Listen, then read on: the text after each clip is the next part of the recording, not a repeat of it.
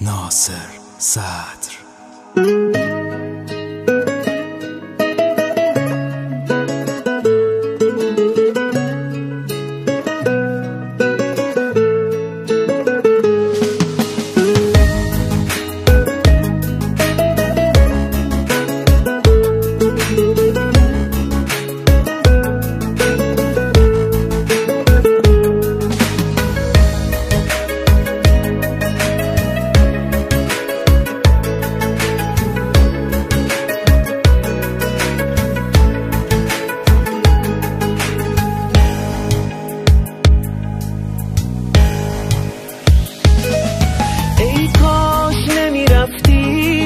پای تو بسوزم، موندم سر حرفم، سر قولم، من هنوزم.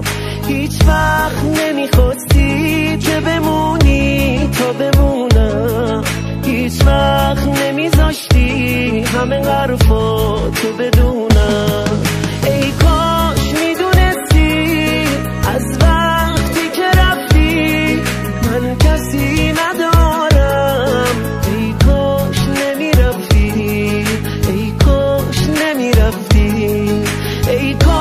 میدونستی از وقتی که رفتی من کسی ندارم.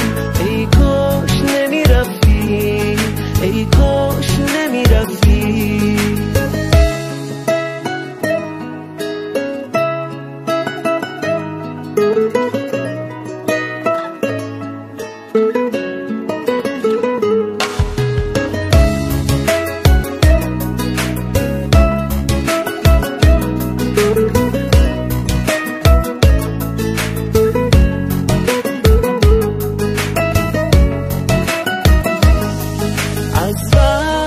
رفتی دیگه چشمام سو نداره، این خاطره تلخ منو تنها نمیذاره. خیلی سوت و کوره خونه بی تو گل نازم، من فکر نمی کردم توی این بازی ببازم. ای کاش میدونستی از وقتی که رفتی من کسی ندارم. ای کاش نمیرفتی، ای کاش نمیرفتی.